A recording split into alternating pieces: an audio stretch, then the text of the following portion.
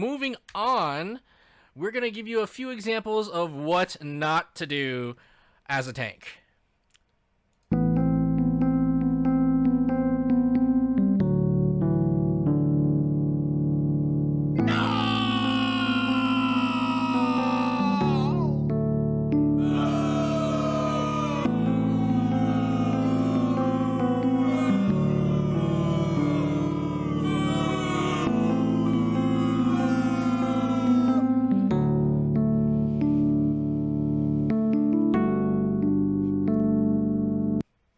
So, for those of you who are wondering, yes, unfortunately, what ended up happening was Boots did actually go and cleave Pika in the party with the Tank Buster. Now, he did it on purpose in this instance because we were fooling around, but generally speaking, you actually do not want to do that. Losing DPS, killing off your party members is not a good way to make friends, not a good way to clear content, and not a good way to make everyone happy, I should say. Generally speaking, they will be mad. Now, we could get away with this a little bit just because we're all good friends, but generally speaking, do not cleave. Exactly, Pika left. Do not cleave your party members if at all possible. Like, that is a no-no. If you're playing with people you do not know, especially do not do that. Especially do not do it with strangers. They will not be happy, or they will think you're bad. So the entire point of this lesson is to try to teach you how not to look at that. It doesn't make people happy, but it made me happy. Yeah, we're not talking about that. All right, we're going to go ahead and move on to the next one. Here's another example of what not to do as a tank.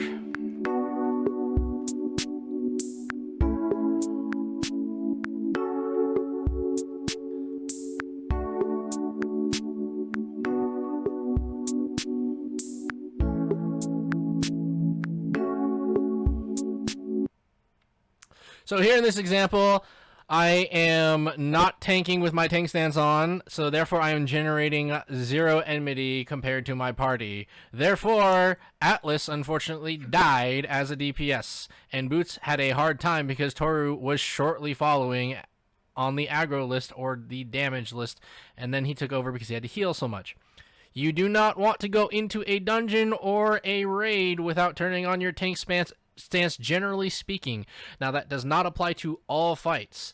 Now, some fights, if you're the off tank, it is better for you actually not to turn on your tank stance depending on the fight, just because you might actually steal aggro from the main tank, and that might not be good, because that is actually going to bring us to our third thing of what not to do on a tank.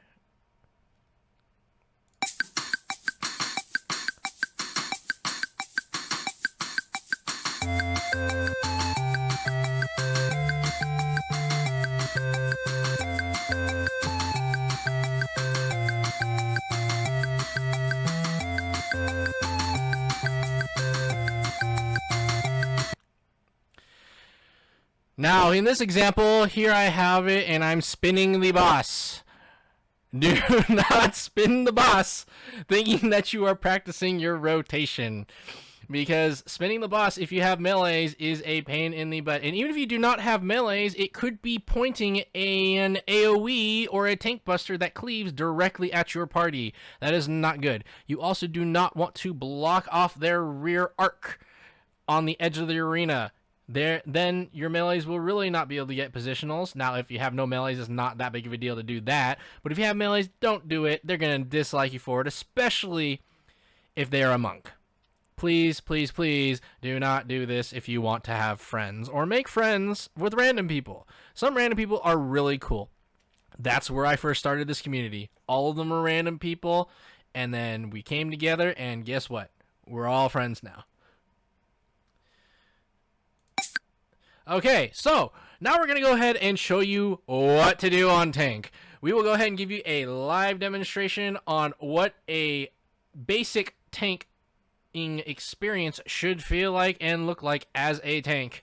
And your healers and your DPS will be very thankful that you do this you will look like an experienced veteran tanking, even if it is your first time, if you merely follow these simple steps that we are going to point out while we demonstrate.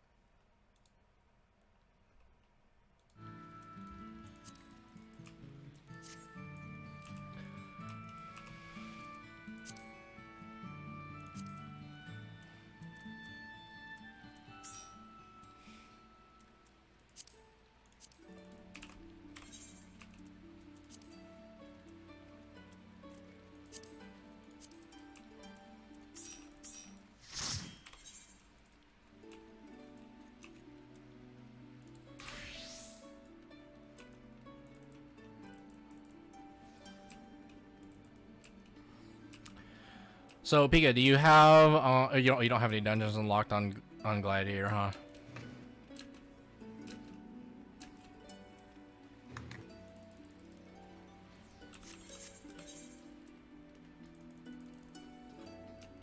DK, you're still muted.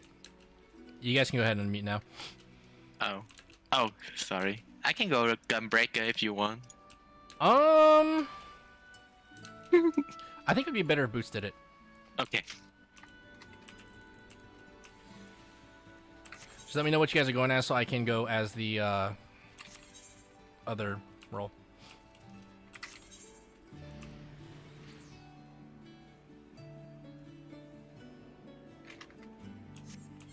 I'll go res mage, I guess. Okay. I will go.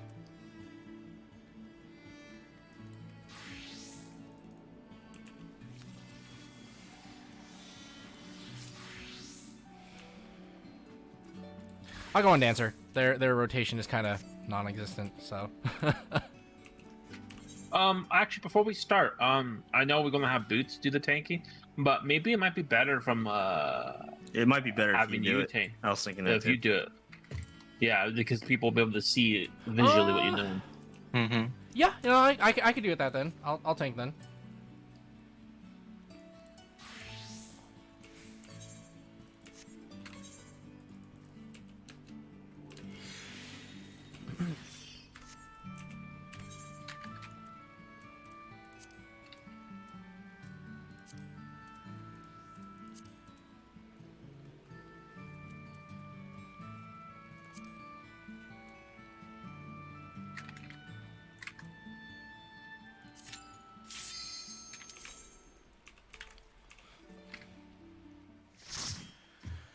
So for this demonstration, we're just going to go ahead and go into a dungeon because there are mobs and there are bosses in here, which is a good demonstration of what you should be doing in the dungeons and potentially the raids when you actually are taking bosses into account.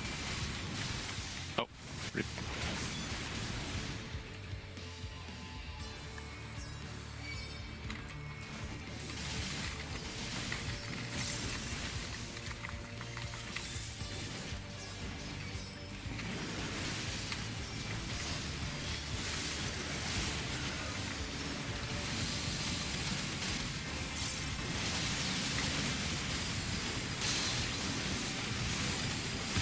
So basically here, I'm just standing still. I'm making sure that I have aggro. I am not moving around. I am not spinning the boss or the mobs around too much. I'm trying to maintain as much as I can. If they're casting AoEs, it's a little bit different of a story. You do want to move out of those, but you do want to move as little as possible. If you do not pick them all up at first, it is not the end of the world. You have time to go get them. I'm going to go ahead and pull the rest of the way.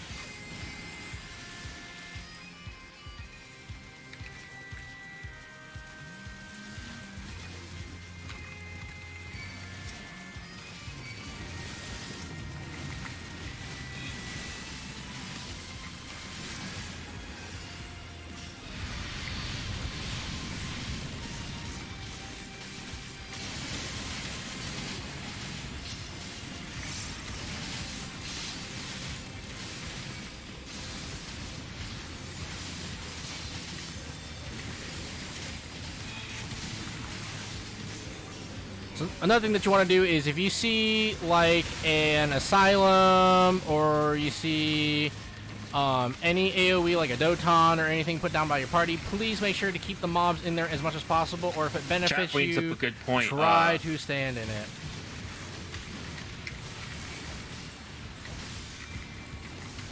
Maybe turn Oh, down the particles? battle effect for them. Yeah, give me a sec. I'll turn them off after we kill these mobs then.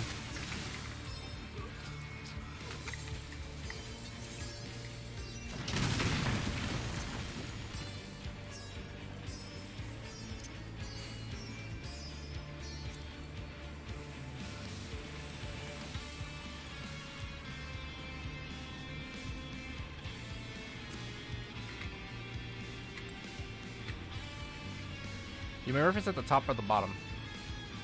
It's in character config.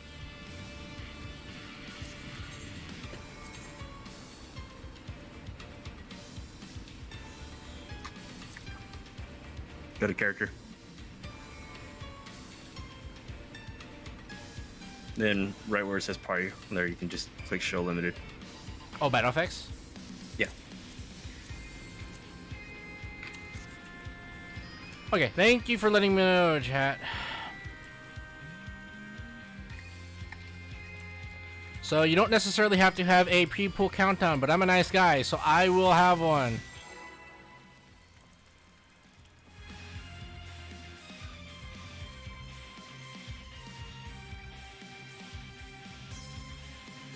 And okay, I did not pop reprisal or arms length in those situations, just purely because like we kind of unfortunately had enough damage to really kind of deal with it.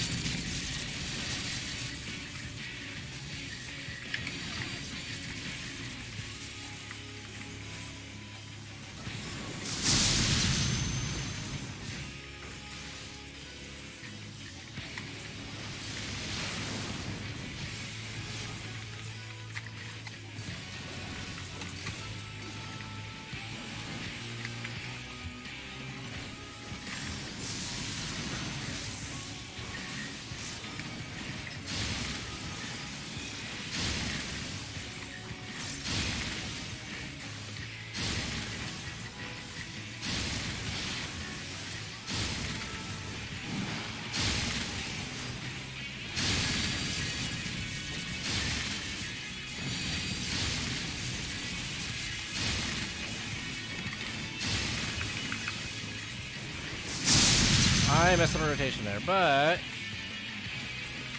it's okay.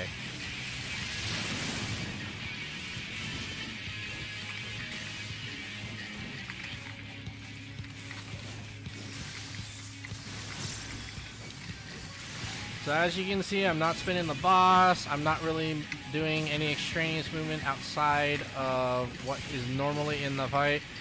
Generally speaking, your party's going to kind of love you a little bit for that because they don't have to chase after the boss. And they don't have to fight as much for positionals. K is also a very high level tank in this chat here, and so is Chrono. If you also have any questions, you can feel free to ask them as well.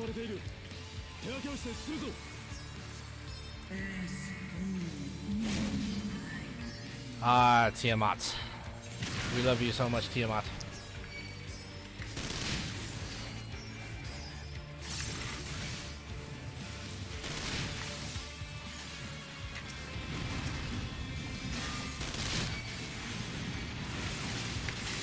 Go ahead and use reprisal there, just for the sake of it. Arm's length is one of those funny ones where even though it's technically a mitigation, I don't really count it as one, just purely because it really only slows them down. Yes, it does reduce the amount of damage you're taking, but there's that. It's really only useful in dungeons. You try to do that in any other content, it will not work on raid bosses, so...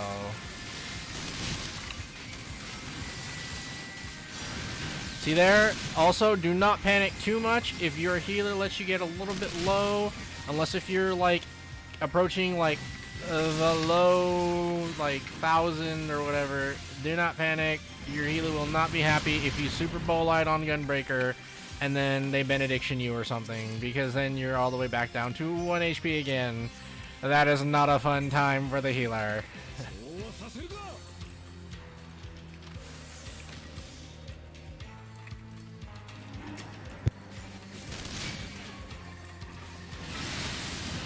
I'm not gonna lie, I actually miss my effects.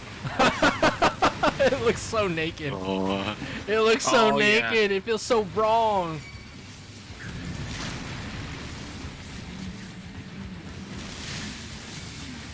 Yeah, it's like Shin, how do you do a pool? Like, what are you doing to get the mom's attention? Just to get people to understand how you're keeping aggro. Well, right now I'm getting really lazy with my rotation. There is an actual AoE rotation, but generally speaking, what you are going to do is you're going to do your AoEs with your tank stance on to generate enmity in a circle around you, or in a cone, depending on the tank you're playing. You basically just want to make sure that you're grabbing aggro and you are holding it for the most part. Now, there is a certain rule of thumb.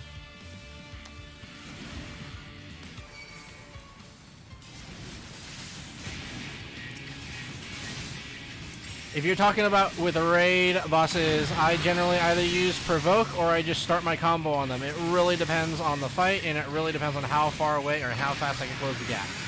It's very dependent on a lot of factors. So yes, a lot of them will start with a provoke. Some of them will start with their ranged attack, like lightning shot, for example, on a gunbreaker. I normally don't recommend that, but it is viable. It is part of an actual rotation, an opener. But yeah, generally speaking, you are just going to start off with your opener on them, and you can start with either a provoke, or you can just leap up in their face, or if you have sprint available, you can sprint over to them too.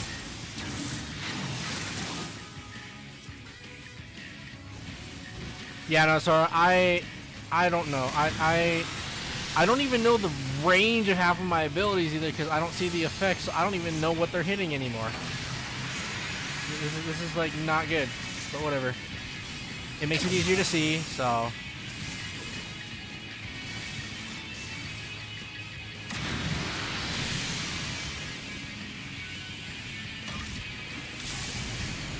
Don't get hit by the missiles, guys.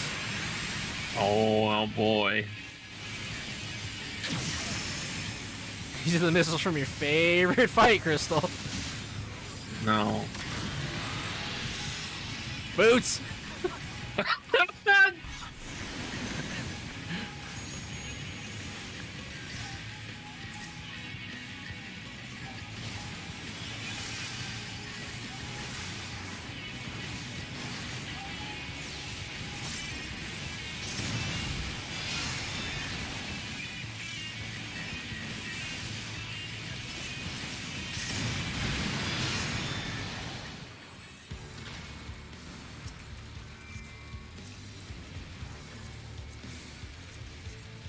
So basically, when you're dealing with mobs, you basically want to roll your cooldowns. You do not want to really pop multiple ones at the same time if you can. When you're tanking a boss, it is a little bit different of a story. You can go ahead and double stack your mitigation as needed in those situations. However, when you are fighting mobs... Oh, and by the way, if you can stun to prevent an AoE from going off, sometimes that helps.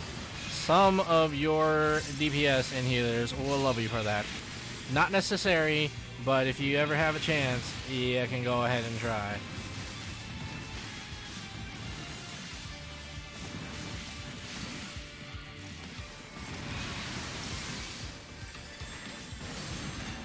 Are there any ranged mobs in this dungeon?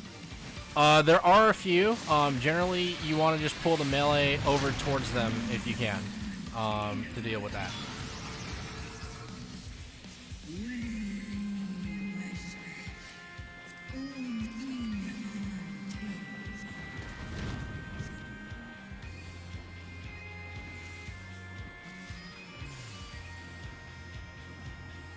See, Lafty, you say that, but then there are certain fights where it's actually better to do that because it's easier to get them centered and then immediately start into your opener. So it really all depends. Everything is very situational in each fight. You kind of just want to figure out the fight, learn the fight, and you basically want to figure out what is the best way to pull the boss in each instant. Because it's not a one-size-fits-all at all times. For example, my opener in E12S Part 2 is very different from my standard opener that you would normally see me use.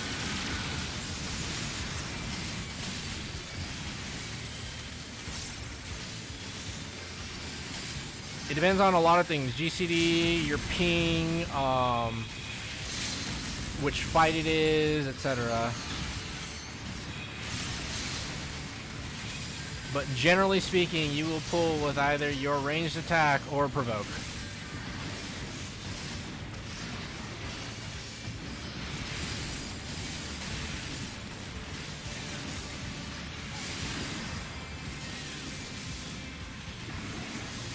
So I'm lazy there, so I did stack one short GCD with a longer heal, which is not exactly ideal, but I was lazy and I felt like saving my bigger cooldowns.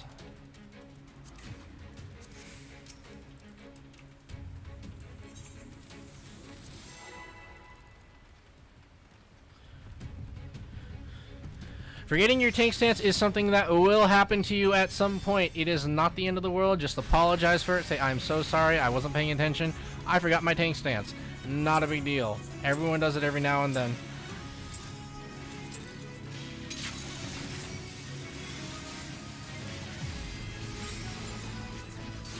Oh my god, this opener feels so wrong right now. Especially when sinking down the I went ahead and reprisal that raid wide there.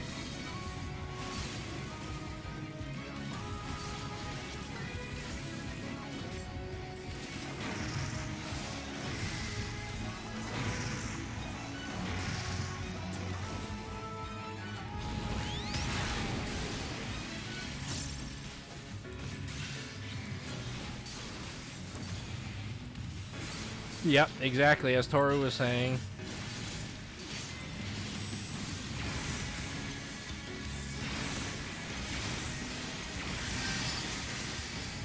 Akmon!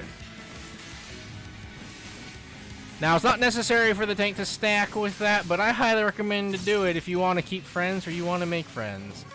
They will appreciate not having to heal or mitigate as heavily.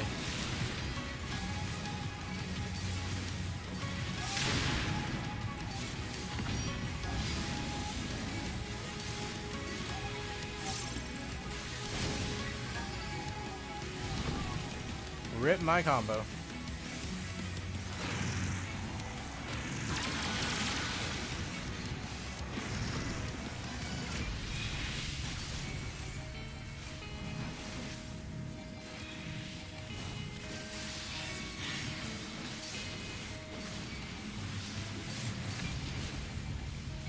For bosses, you might actually want to hold on to your mitigation for tank busters.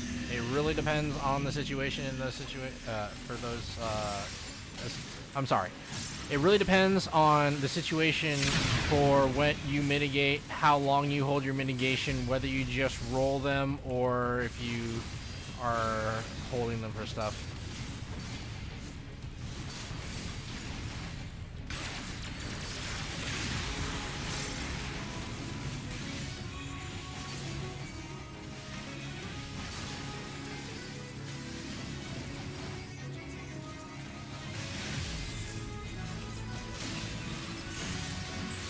If you like this video, like, subscribe, or leave a comment. You can also join our Discord in the link below. Is it always me and Crystal the first time? Basically, yeah. And I think it's always me and Hannah the second time. No. Oh, it's Totari. Wait! Oh, Wait!